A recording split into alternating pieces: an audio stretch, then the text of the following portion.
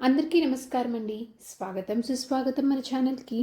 ఈ వీడియోలో 2026 సంవత్సరంలో మొదటి చంద్రగ్రహణము ఎప్పుడు ఏ రోజున సంభవిస్తుంది, గ్రహణం యొక్క పట్టు విడుపు సమయాలు ఏమిటి, మన భారతదేశంలో ఈ గ్రహణం కనిపిస్తుందా, గ్రహణ నియమాలు పాటించాలా, గర్భిణీ మహిళలు నియమాలు పాటించాలా, ఏ ఏ దేశాలలో ఈ గ్రహణం కనిపిస్తుంది, ఏ రాశిలో ఈ గ్రహణం సంభవిస్తుంది, మిగతా విషయాలు అన్నింటి గురించి క్షుణ్ణంగా ఇప్పుడు ఈ వీడియో ద్వారా తెలుసుకుందాము. వీడియోని స్కిప్ చేయకుండా చూడడానికి ప్రయత్నం చేయండి. అప్పుడే మీకు పూర్తి సమాచారం అనేది తెలుస్తుంది.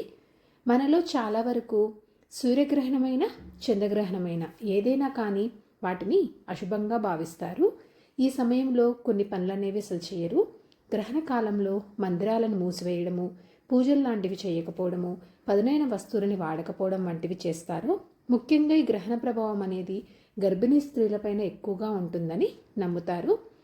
ఈ తొలి చంద్రగ్రహణం అనేది ఈ 2026 సంవత్సరంలో ఎప్పుడు ఏర్పడిపోతుంది అంటే, మనకి హిందూ క్యాలెండర్ ప్రకారం చూసుకున్నట్లయితే 2026లో 2 చంద్రగ్రహణాలు అనేవి ఏర్పడిపోతున్నాయి. తొలి చంద్రగ్రహణం వచ్చేసి మార్చి 3న మంగళవారం రోజు పాల్గొన శుక్ల పౌర్ణమి రోజున గ్రస్తోదయ సంపూర్ణ చంద్రగ్రహణంగా సంభవించబోతుంది.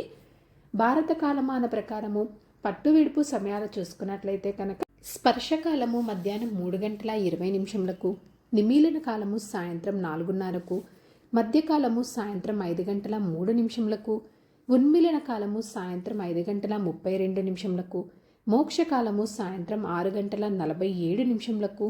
మొత్తం గ్రహణం యొక్క పుణ్యకాలం చూసుకుంటే 27 నిమిషంలు. ఇది సంపూర్ణ గ్రహణం అయినప్పటికీ సాయంత్రం చంద్రోదయం అయిన తర్వాతే కేవలం 27 నిమిషాలు కనిపిస్తుంది. మన భారతదేశంలో విడుపు సమయంలో మాత్రమే కనిపిస్తుందండి బిందువు అనేది. కనుక మన భారతదేశంలో కూడా ఈ చంద్రగ్రహణం యొక్క ప్రభావం అనేది కనిపిస్తుంది. కనుక అందరూ సూతకాల నియమాలని, గ్రహణ నియమాలని పాటించాలి. గ్రహణం యొక్క సూతకాలము ఉదయం 9:39 నుంచి సాయంత్రం 6:47 వరకు. పట్టు స్నాన సమయము సాయంత్రం 6:02, విడుపు స్నాన సమయము సాయంత్రం 6:47. ముఖ్యంగా గర్భిణీ మహిళలు ఈ రోజున సాయంత్రం 5:05 నుంచి సాయంత్రం 6:48 వరకు కదలకుండా, బయటికి వెళ్లకుండా ప్రశాంతంగా ఇంట్లోనే ఉండి, గ్రహణం ముగిసే వరకు గర్భిణీ స్త్రీలు ఇంట్లోనే ఉంటూ తగ జాగ్రత్తలు అనేవి తీసుకుంటూ, ఈ సమయంలో ఆధ్యాత్మిక చింతన అత్యంత శుభప్రదము. విశ్రాంతిగా పడుకొని ఉండడానికి ప్రయత్నం చేయండి. అసలు బయటికి మాత్రం వెళ్ళకూడదండి. ఎందుకంటే మన భారతదేశంలో కూడా ఈ గ్రహణ ప్రభావం అనేది ఉంది. కనుక ఈ గ్రహణం వచ్చేసి పుబ్బా నక్షత్రము సింహరాశిలో సంభవిస్తుంది కనుక వారు ఈ గ్రహణాన్ని చూడరాదు. మోక్షకాల సమయంలో గ్రహణ దానాలు అనేవి ఇవ్వడానికి ప్రయత్నం చేసుకోండి. ఒకవేళ కుదరకపోతే మరుసటి రోజన్న గ్రహణ దానాలు, చంద్రగ్రహణం యొక్క శాంతులు అనేవి జరిపించుకోవడానికి ప్రయత్నం చేయండి.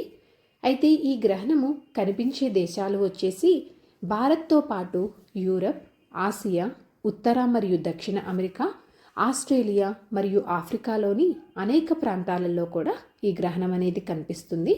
చిన్నపిల్లలు కానీ, వృద్ధులు కానీ, అనారోగ్య సమస్యతో బాధపడుతున్న వారు కానీ, గర్భిణీ స్త్రీలు కానీ గ్రహణం ప్రారంభం అవ్వడానికి ముందే అంటే ఉదయము అంటే 11-12 గంటల ముందే మీరు భోజనం అనేది చేసేసి ఉండండి. ఆ తర్వాత ఆహారం అనేది ఎట్టి పరిస్థితుల్లోనూ వీలైనంత వరకు తీసుకోకుండా ఉండడానికి ప్రయత్నం చేయండి. ద్రవ పదార్థాల రూపంలో తీసుకోవడానికి ప్రయత్నం చేయండి. ఒకవేళ ఉండలేని వారు గ్రహణం పూర్తయిన తర్వాత అంటే విడుపు స్నానం చేసిన తర్వాత సాయంత్రం 6:47 తర్వాత మీరు తిరిగి మరలా వంట అనేది చేసుకొని అప్పుడు భోజనం చేయడానికి ప్రయత్నం చేయండి.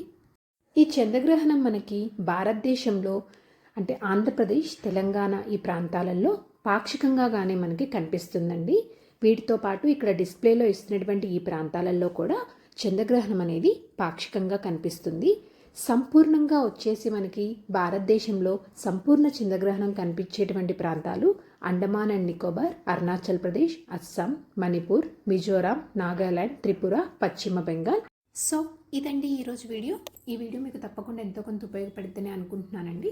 మీకు ఇంకా ఏమైనా గ్రహణానికి సంబంధించినటువంటి సందేహాలు కానీ ఏమైనా అనుమానాలు ఉంటే కనుక కామెంట్ రూపంలో తెలియచేయండి. మీ సందేహాలకి సమాధానమే కామెంట్ రూపంలో ఇస్తాను. ఇంకొక వీడియోతో మీరు మళ్ళీ కలుస్తాను. ధన్యవాదములు. సర్వే జనా సుఖినో భవంతు. జై శ్రీమన్నారాయణ.